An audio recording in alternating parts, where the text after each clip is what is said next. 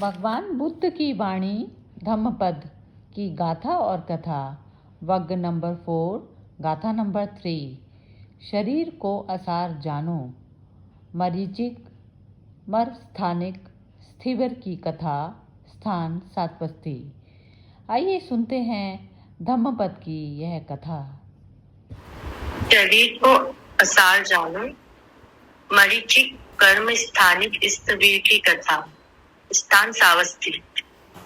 एक भिक्षु भगवान बुद्ध से उपदेश ग्रहण करके विपश्यना साधना हेतु जंगल में गया और वहां पर उसने अपने चित्त को वश में करने की पूरी कोशिश की, परंतु वह बार बार उसमें असफल ही रहता। उसका ध्यान जल्दी ही भंग हो जाता था और वह भगवान के एहि पसिक्को धम्मा की साक्षात अनुभूति नहीं कर पा रहा था। जब उसने देखा कि वह ध्यान साधना में कोई प्रगति नहीं कर पा रहा है, तो उसने तथागत के पास जाने का निश्चय किया। वह चल दिया। रास्ते में उसे विभिन्न दृश्य देखने को मिले। सूर्य की किरणों से उसे मरीचिका भी दिखी। वह सोचने लगा, यह कैसी घटना है मृग मरीचिका। अरे ब्रह्म पास जाते ही खत्म। दूर से देखे तो पानी का आभास देती है। बेचारा मृग, प्यासा मृग पानी की चाह में इधर उधर दौड़ता है और वह मरीचिका के पास प्यास बुझाने जाता है, परंतु उसके वहां पहुंचने पर ही वह नजारा खत्म हो जाता है। वह मरीचिका वहां ठहर नहीं सकती है। इस प्रकार सोचते हुए उसने अनुभूत किया कि यह शरीर भी तो इसी मरीचिका की तरह ही है। यह भी अनित्य है, मरीचिका भी अनित्य है। उस भिक्षु का नाम मरीचिक कम्म तथानिक मरीचिकर्म स्थानिक पड़ गया। ऐसा सोचते समय उसे तथागत के दर्शन हुए। तथागत उसे कह रहे थे, जो व्यक्ति जानता है कि यह शरीर फेन के समान है, क्षण भंगुर है, एक मरीचिका है, वह मार के पुष्पमय बाणों को तोड़ देता है और मृत्यु के सम्राट का कभी भी दर्शन नहीं करता है। वह बालू से बने घरौंदों की माफिक इस दुनिया को जानकर मार के कोमल बाणों से बच जाता है और जीवन और मृत्यु के भव सागर से पार हो जाता है। यह शरीर तो पानी में उठे बुलबुलों की भांति है, जो क्षणिक उत्पन्न होते हैं और नष्ट हो जाते हैं।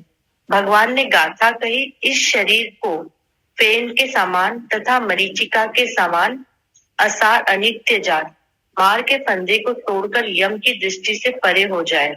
ऐसा कहते हुए तथागत ने यह गाथा कही, फेनुपमं कायमिमं विदित्वा मरीचिधम्म अभिसंबुद्धानो चेतवान मारस पपुफकानि अथ संसन्नम मच्चु राजस्व गच्छे। इस शरीर को फेन के समान तथा मृग मरीचिका के समान असार जान, मार के फंदे को तोड़कर यमराज की दृष्टि से परे हो जाए। हाँ, ये जो फेन होता है ना, ये बुलबुले होते हैं या फिर आप लहरें कह दीजिए, इसको फेन उसको कहा जाता है। हाँ जी, ये मोना जरा बोलो, तुम बोलो आज पहले, क्या समझ में आया? हाँ जी, मुझे ये समझ में आया कि ये हमारा मतलब आम इंसान जो मतलब सत्संग का जिसके ऊपर असर नहीं हुआ, उसका भी मन ऐसे ही जैसे वो मतलब जैसे वो मृग का था, भी पानी के लिए वो कभी इधर भागता है कभी उधर भागता है, ऐसे इंसान का मन भी भागता है। लेकिन जो धीरे धीरे सत्संग में ठहरने लग जाता है, उसका मन फिर ठहरने लग जाता है कि जब मतलब मतलब मतलब इधर उधर भागने का इतना वो नहीं रहता मन उसका, फिर रुकने लग जाता है। मुझे तो यही समझ आया। हाँ ठीक है, बिल्कुल अच्छा समझ में आया है, बहुत सुंदर समझ में आया है। ठीक है, बहुत बढ़िया है। हाँ जी, अब कौन? नीलम जी, आपने सुन ली ना? वो स्टार्टिंग आपके एंटर होते ही हुई थी वैसे स्टोरी की। नहीं, मैंने सुन ली। हाँ जी ठीक है इसमें ये मैं बोलूं हाँ जी, किसी की आपका ही बारे नंबर है। मैं तो हंसी हाथ लग गया था, जिसकी टर्न है उसको बोल दी। नहीं नहीं, आप बोलिए बोलिए, ये आपका ही नंबर था इसके बाद। अच्छा, मैं तो ये समझ में आया कि सिंपल मोना जी ने तो बहुत क्लियरली बता दिया, और कुछ बोलने को है ही नहीं। ये शरीर क्षणभंगुर है, अनित्य है, आसार है, इसका कोई सार ही नहीं है। ये पानी, फेन मतलब जहाग होता है, पानी का बुलबुला है या जहाग होता है। जैसे एक बुलबुला उठता है और झट से फट होके खत्म हो जाता है, शरीर भी वैसे ही इतने बड़े संसार में, इतने बड़े ब्रह्मांड में हमारी जो आयु है वो एक बुलबुले के समान ही है। और आते हैं और जाते हैं। मृत्यु डिसाइडेड, जन्म डिसाइडेड है, मृत्यु डिसाइडेड है। बीच में हमको अपना रास्ता खुद ही चुनना है कि हम क्या, कौन सा रास्ता लेना चाहते हैं।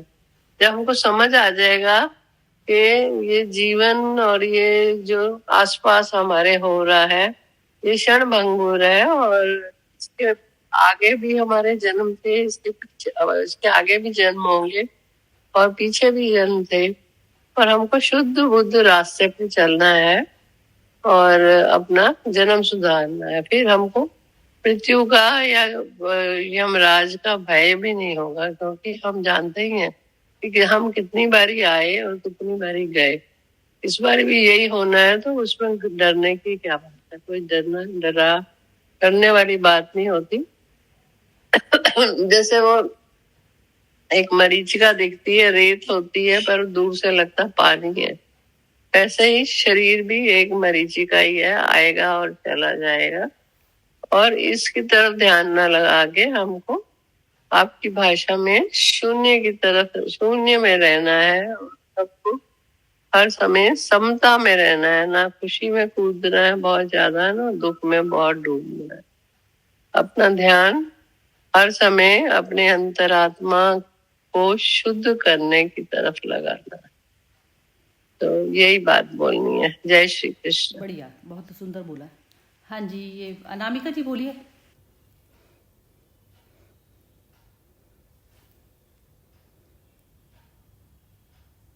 म्यूट है आपका, अनामिका जी म्यूट है। हाँ, ये सरिता जी से यही समझ में आया कि जो ये मृग मारीचिका है, ये यही है कि जो हम शरीर से, मतलब जो संसार, मतलब आत्मा से, मतलब शरीर से जो संसार जुड़ गया या जो हमारे मन ने निर्मित कर लिया, वो मृग मरीचिका है। जबकि वो कभी भी नित्य नहीं रहने वाला है, वो अनित्य, कभी मतलब खत्म हो जाएगा। वो जो नित्य है वो मतलब आत्मा ही है। तो बस हमें कहीं मतलब सेंटर पे ही आना है, परमात्मा में का ही ध्यान रखना है, तो ये मृत्यु का भय भी हमें नहीं होगा। हाँ ठीक है, बढ़िया, बहुत सुंदर। हाँ जी, हर्षा जी बोलिए आप। हाँ, सबने इतना अच्छा बोल दिया तो मुझे तो समझ में आ गया। समझ में ये शरीर तो नाश आया पड़ा हुआ है पहले ही। नहीं, शरीर नाशवान है। पर देखिए जैसे अभी क्या है, अभी हम लोग जैसे इन्होंने बुद्धा तो मृत्यु के पार हो गए थे, निर्वाण प्राप्त किए थे ना, और फिर वापस वो निर्वाण स्थिति में आकर फिर यहाँ पृथ्वी में काम करने लगे। He chose to help humanity, you know. तो हम लोग जो अभी जो कार्य कर रहे हैं कि हम लोग अपने फैमिली पीपल को, अपने आजू बाजू के जो भी हम लोग कर सके, हम लोग को ये सुंदर सुवास उनको भी फैलाना है। मृत्यु तो आएगी और हम लोग चले भी जाएंगे, बट सफर हमारी ऐसी होनी चाहिए कि कंटिन्यू होती रहे, जन्म जन्म, जब तक हम लोग निर्वाण प्राप्त नहीं करें तब तक। तो मृत्यु तो क्या है, हेडफुल रहता है, शरीर तक है, बॉडी को जाना ही है। पर जैसे जीवित है, जितना टाइम हम लोग है, तो मृत्यु को हम लोग ऐसे समझ कर रखे कि थोड़ी समय जो आए, हम how to create maximum value in our lives for ourselves and others. That is what I think should be my aim in life now. तो ये जागरूकता आती रहे, और मृत्यु एक सीख है जो हमें बताती है कि सब नाशवान है, तो बेस्ट कैसे हम जी सके, what value we can create maximum in our lives, we should focus on that. That is what I feel, you know. So nice. Thank you so much. जो ये मृत्यु भी दी हुई है ना, ये मृत्यु भी वरदान की तरह दी हुई है। आप देखिए कि अति दुख में मृत्यु यदि किसी इंसान को आ जाती है और मृत्यु ना आए तो उसका दुख कंटिन्यूस रहेगा। तो मृत्यु वरदान जब वो इंसान समझ लेगा ना, तो वो भी एक बहुत, मतलब ये वाली भी एक मैच्योरिटी, जैसे कहते हैं ना, माइंड की मैच्योरिटी लेवल जो है उस तरीके से आ जाता है। चलिए मिम्मी जी से सुनते हैं, पहले फिर बोलती हूँ। हाँ जी, मिम्मी जी बोलिए। हाँ जी, मेरे ख्याल से सबने हाँ वही कह ही दिया कि शरीर नाश्वर है और उससे वही शरीर से अटैचमेंट की जगह अपने कर्मों पर फोकस करो। वही जीवन और मृत्यु के बीच में जो आपका वो है जो समय है उसके अंदर आप जो हमने कल भी पढ़ा था धर्म के पद पर चलते हुए। और इससे एक शुरू के जो उसमें कि जब वो ध्यान लगा के बैठा था और ध्यान नहीं लग रहा था और फिर वो तो इससे मुझे एक वो लगा कि कई बार जैसे हम अ, इसके अनुभव है मतलब अनुभव से उसने सीखा। एक ये है कि आप ध्यान लगा के और तुम आपने वो तो इसमें शायद वो भी जो मुझे लगा कि ये भी बताने की कोशिश की वो कहते हैं ना कि तुम्हें ज्ञान की प्राप्ति हो गई। जैसे कई लोगों का सुनते हैं स्पेशली बहुत सिद्ध पुरुषों का कि वो बैठे और एनलाइटनमेंट हुआ। तो एनलाइटनमेंट सिर्फ ऐसे वो भी एक पथ है पर आम जिंदगी में तो हर रोजमर्रा में बहुत परिस्थितियों में वो एनलाइटनमेंट का मतलब क्या है कि आपके वो एक तरह के वो चक्षु खुल गए, आपका वो होराइजन एक्सपैंड हो गया। आप किसी को एक नजरिए से देख रहे थे और आपको दूसरा नजरिया भी वो दिखाई दिया। I feel that is enlightenment, not कि वो जी की ईश्वर की प्राप्ति जो हम कहते हैं ईश्वर की प्राप्ति भी वही है। मतलब ईश्वर को हम वही डिफाइन करने में वही आ रहा है कि जिसमें क्लैरिटी है, बिल्कुल कोई दो चीजें नहीं है कि दो में उलझे हुआ, कंप्लीट क्लैरिटी। तो इसमें भी जब वो बैठे बैठे उसका ध्यान नहीं लग रहा था and when he walked around तो वो देखा तो वो उसका अपना ही वो अनुभव से उसको वो एहसास हुआ कि वही कि शरीर नश्वर है और एक मृत तृष्णा की तरह है। तो ये मुझे इसमें वो लगा कि enlightenment is not only about sitting and ध्यान में बैठ के माला जपने का। एनलाइटनमेंट अपने अनुभव से ही तुम्हारे वो बहुत चीजें एहसास में आती हैं and then it becomes more absorbing. बाकी तो सेम ही है। ये जो लास्ट वाला एनलाइटनमेंट जो लास्ट वाला जो चीज है ना, ये जो बुद्धत्व उस दशा का नाम होता है। जैसे बच्चा उससे गर्भ से बाहर निकल गया तो वो स्थिति क्या हो गई कि जैसे एक उसने फूल ने डाली को पकड़े नहीं रहा, फूल के उस पे आते ही ना फूल को पेन है ना ट्री को मतलब पेन है, दोनों को ही पेन नहीं होता। तो वो स्थिति बुद्धों की आती है। तो बुद्धों की स्थिति कैसे आती है? लेकिन वो जैसे अब संसार के जो सारे अनुभव हो रहे हैं वो किसको हो रहे हैं? जैसे आप एक राइड में बैठे हैं, आपको अनुभव हो रहे हैं, सारे अनुभव किसको हो रहे हैं? वो मन को हो रहे हैं ना। अब आत्मा करता है, आत्मा एक एनर्जी है बस, और सारे अनुभव मन को हो रहे हैं। और मन की किस चीज से फॉर्म हुआ? मन हुआ हमारा संसार की चीजों में वस्तु, तो वो मटेरियल हो गया मन। अब मन जब मटेरियल को जब पूरी तरह से करता है ना, तो ये सारे मन के अनुभव है। तो इसमें जो ये जो इसको भिक्षु को जो बताया है ना बातचीत करते हुए, में सेल्फ से बातचीत है। तो उसमें जो बोल रहे हैं ना कि तथागत, हर्षा जी आपको म्यूट करना पड़ेगा। ये जो बोल रहे हैं कि उसमें बुद्ध का बोल रहे हैं ना, क्या बोल रहे थे कि ये जो है बुद्ध के उसको दर्शन हुए, तो वो अपना ही मन है, अपना ही मन जैसे आत्मा के समक्ष में आया, जो बिल्कुल पूर्ण वाला भाव है, पूर्ण वाला जो भाव है, जो पूर्णता। एक हर वक्त इंसान अपने आप से बात करता है। बुद्ध के बारे में भी ये कहा जाता था कि बुद्ध को ब्रह्मा विष्णु महेश जो है समझाने के लिए आए कि आप उसको ज्ञान दो। तो बात वो नहीं है, मन की बातचीत आत्मा से हो रही है।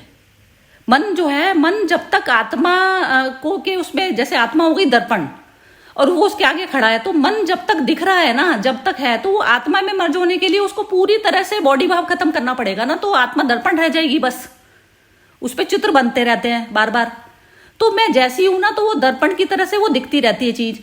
तो अब वो अनुभव वाली जो स्थिति रहती है बार बार, तो ये लास्ट का भी जो अनुभव था ना, बुद्ध ने जो ज्ञान बांटने की जो कोशिश की, तो वो दर्पण की तरह तो हो गए, लेकिन अभी बॉडी पड़ी हुई है। तो बॉडी का फिर वो अब क्या यूज हो सकता है उसका, तो वो उस तरीके से इस्तेमाल करते हैं। तो ये चीज भी ना, अनुभव में जब तक गहराई नहीं होती, आपकी गहराई होती चली जाती है। जैसे आप एक चीज का अनुभव बार बार करते चले जा रहे हैं, तो आप कभी तो बोर होंगे ना। लेकिन उसमें क्या होता है, जैसे जो बुद्धत्व की जो दशा होती है ना, वो कह रहे हैं मैं तो दर्पण हूं। अब उसमें जो सामने जो प्राणी आया वो वैसे ही, वो इसलिए आर पार देख पाते हैं उसको, क्योंकि उनके अंदर कोई आकृति बनती नहीं है।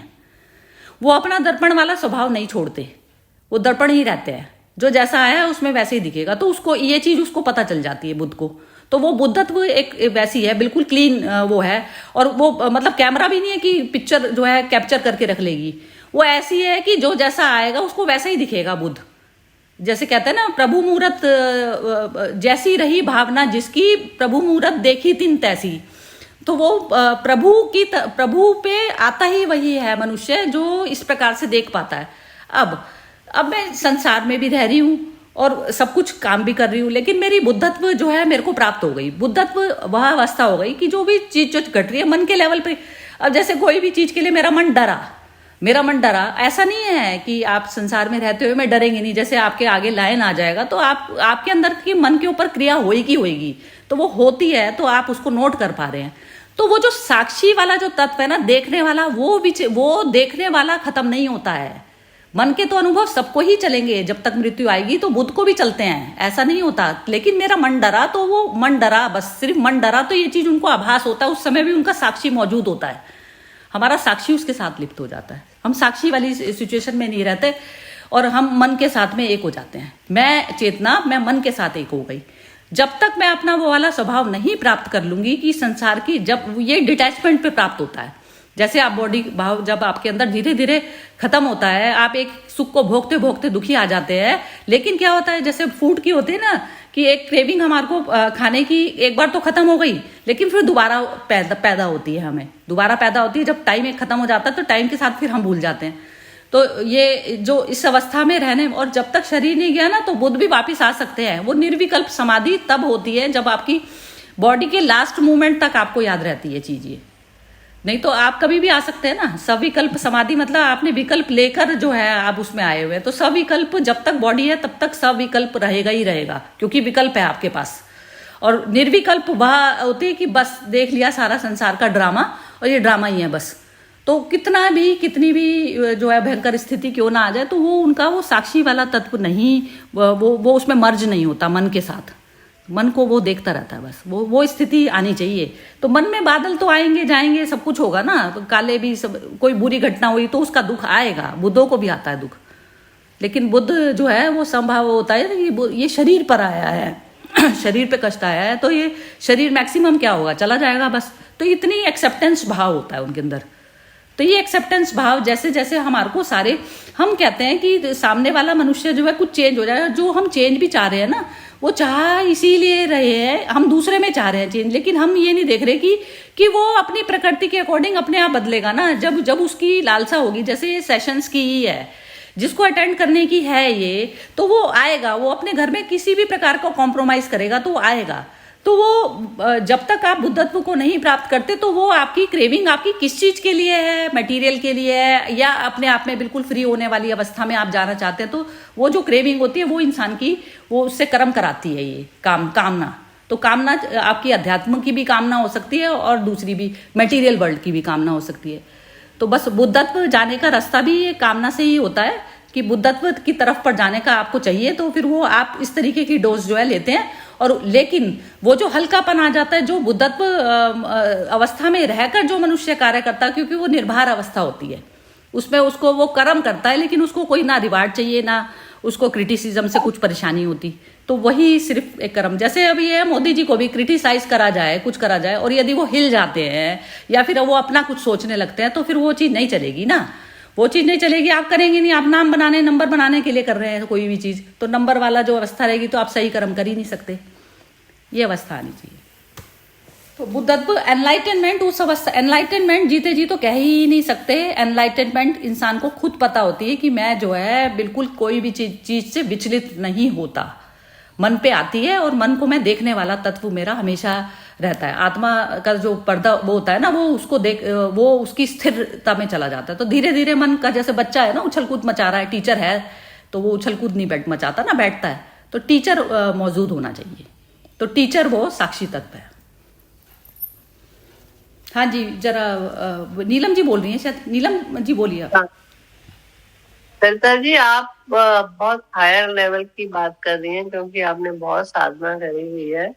हम लोग तो अभी कुछ सालों से ही इस तरफ आए हैं, मेरे हिसाब से जो आंतरिक प्रसन्नता होती है, आंतरिक शांति मिलती है, वो किसी के लिए कुछ करने को होती है, किसी का प्रॉब्लम सॉल्व करना, किसी के दुख सुख में शेयर करना, और जो आप अपना 100% लगा के उसको हेल्प कर देते हो और वो प्रॉब्लम सॉल्व हो जाती है। मेरा लेवल यही है, उसको अंदर से इतनी शांति मिलती है ना कि फिर सारे अपने घर में क्या सुबह से शाम तक क्या हुआ था 1 मिनट में भूल जाता, तब ध्यान उसी तरफ ही लग जाता है कि वो ये शांति अंदर से वो सुख में आएगा, कैटेगरी में, सुख की कैटेगरी में आएगा।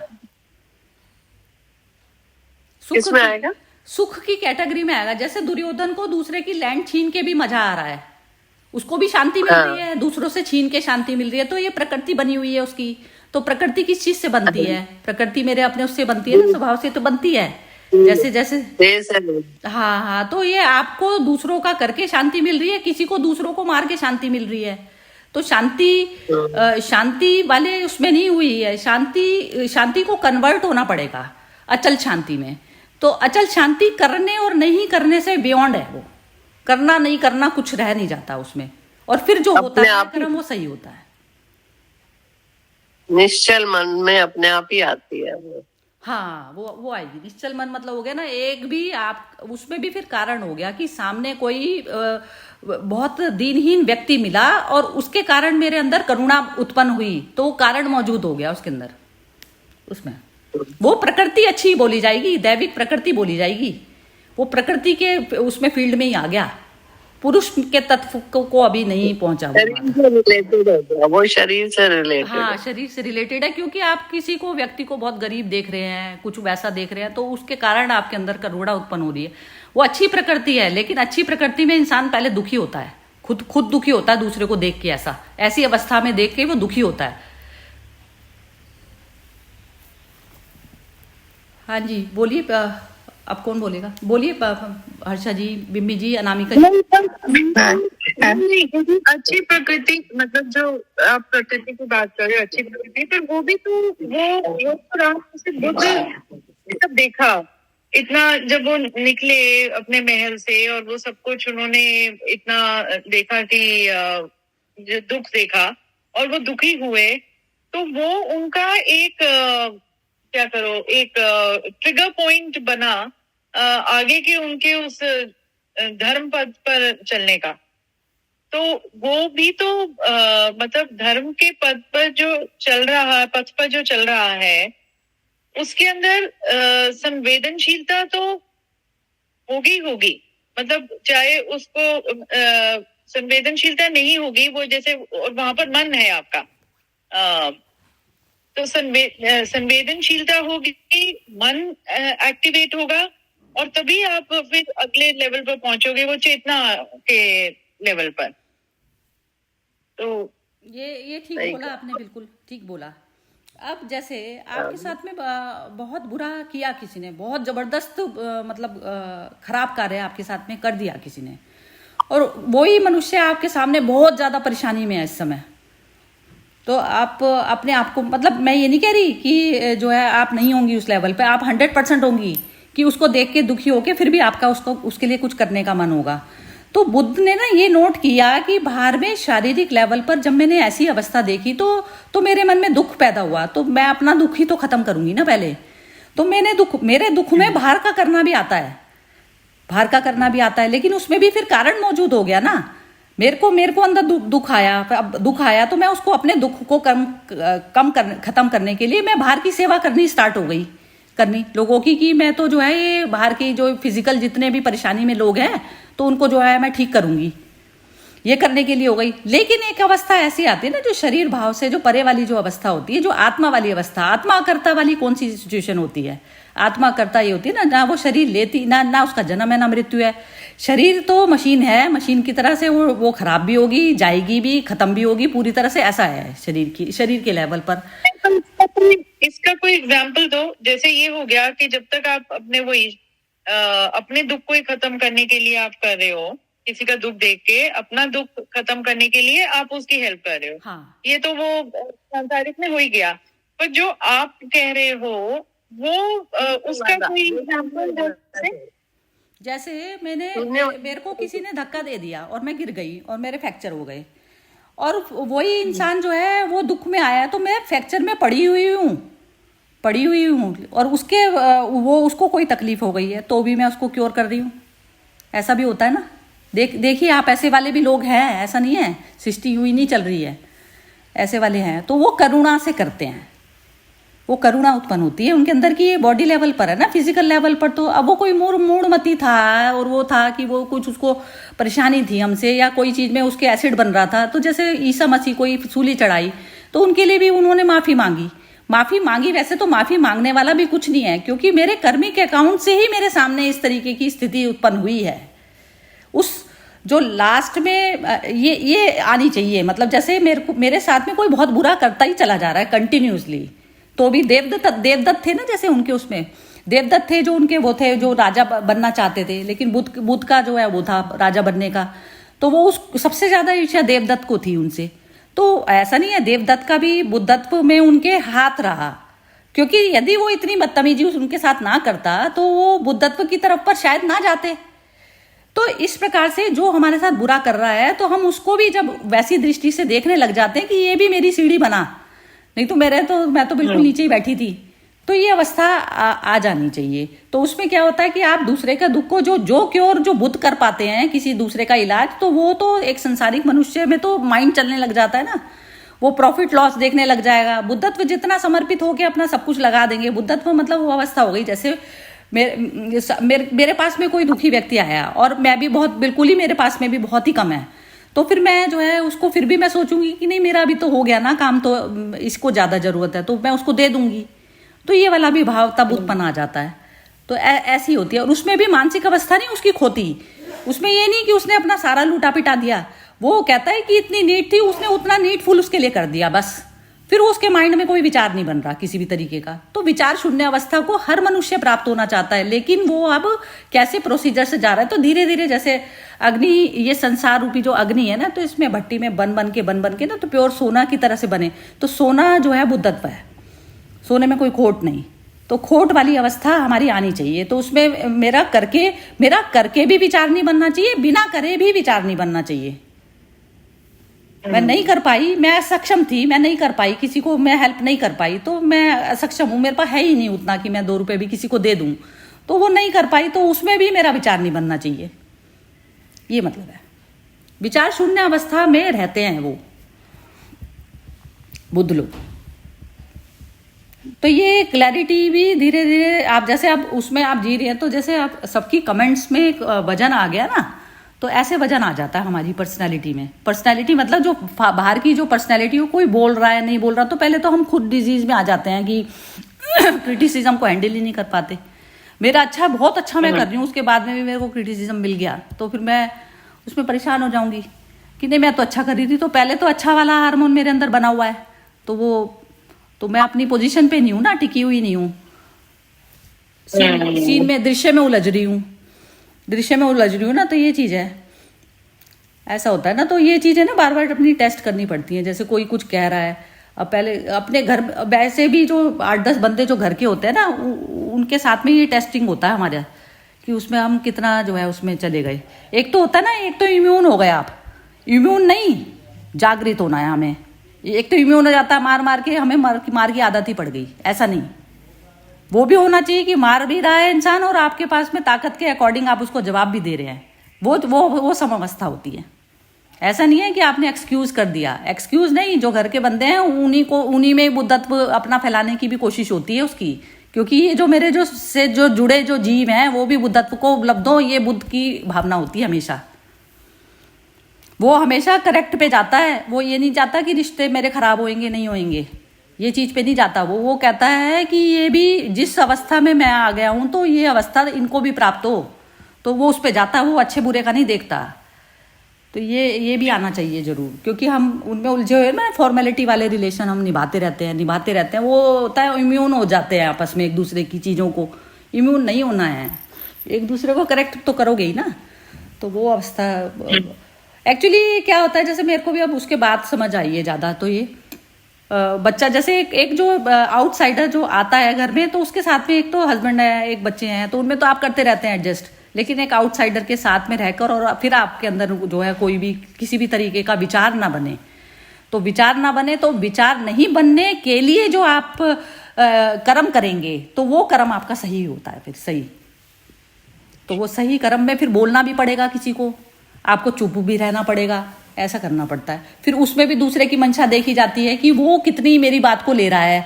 अब आप अंधे के आगे रो रहे हैं, किसी को समझाए चले जा रहे हैं, तो उसके आगे मूर्ख व्यर्थता है आपका एक शब्द भी की भी एनर्जी बोल लगाना उस पर, क्योंकि वो आपको उतनी वेटेज ही नहीं दे रहा है, तो उसके लिए किस लिए बोलना। जब वो आपको वेटेज देने लगे तो तब आप उसको बोलो, और वो वेटेज तभी देगा, बुद्ध को वेटेज तभी देगा इंसान जब वो खुद प्योर होना चाह रहा है, तब देता है वो। तो इस प्रकार से हमारे शब्द भी कम होते चले जाते हैं। ऐसा चीज मेरे को अभी ये वाली चीजों का अनुभव अब होता है। पहले तो क्या था, अपने अपने में ही रह रहे हो तो नहीं पता चलता, अपना टेस्ट नहीं होता, जब ये ऐसे पाला पड़ता है ना तब पता चलती है चीज। आप ना साधना की क्लासेस लेना शुरू कर, सिखाओ हम। ये क्लास ही तो है। तो ना मैं तो खुद बन गई थी, मैं नीलम जी, इस चीज सेशन से भी बंद जाता है इंसान, पता क्या होता है, सेशन से भी बंद जाता है, उसमें भी मेरी एक बॉन्डेज हो गया। जैसे अब मैं इसी से अब फ्री हुई हूँ जाके, कि जैसे मेरे को ऐसा लगता था कि सब करें, तो वो चीज भी मेरा अपना विचार बनता था ना, तो वो विचार से मैं अपने विचार से मुक्त होंगी, तो मुक्त में जितनी मेरे अपने आप में रहने लगूंगी तो उतने में मुक्त होती चली जाऊंगी सबसे। तो अब जाके मेरे को अब ये वाली अवस्था मेरी अब आई है, तो उसमें एक बंदा भी है तो भी कुछ मैटर नहीं है। तो मेरे को लगता था जैसे एक दो बंदे ना, तो मेरे को लगता था सेशन चलो छोड़ दो आज का, ऐसा कर दो। तो अब मेरे को लगता नहीं, कृष्ण ने एक अर्जुन को ही तो दिया था जिससे पूरी मानवता का भला हुआ। आज तक भी जो है वो उनका पढ़ के शास्त्र को, और हम सब उस पर चलते हैं, ये चीज है ना। तो फिर वो उस अपने आप ही छूटना होता है। एक्चुअली हम किसी के लिए नहीं करते कराते, हम अपने लिए ही करते हैं सब कुछ। हाँ जी, हर्षा जी से सुनते हैं जरा व्यू इनके, बहुत गहराई वाली बात बोलती है। हाँ जी हर्षा जी जरा। हाँ, अभी मैं आर्टिकल पढ़ी थी लगभग 1 week back, creating value in death. तो एक माँ का और पेरेंट्स का इंटरव्यू था, उसकी एकदम हेल्दी बच्ची थी, she went for a gymnastic performance in school and she injured her brain, ऐसे गिरी कि she was declared brain dead. अभी जो डॉक्टर्स थे, अहमदाबाद की स्टोरी, डॉक्टर्स ने कहा कि देखिए इनका लाइफ में भी कुछ रहा नहीं है, she is brain dead, she will never get back or survive. If you want to give, there are 8 children waiting for donation of your organs. Can you take the decision now? So the mother and the father, अब death का जो बोलते हैं attachment to the child, तो वो बोले कि जैसे हमको एक विशालता में खुद आ गए, और जैसे हमारे बच्चे के हमेशा विशाल बुद्धि की थी, बहुत फ्रेंडली थी, very open, but she would have loved to do this if she was always saying I want to do great things in the world. तो उन्होंने ये decision ले लिया, they eased her off slowly into death, and they gave all the organs, and 7 children got benefit out of that.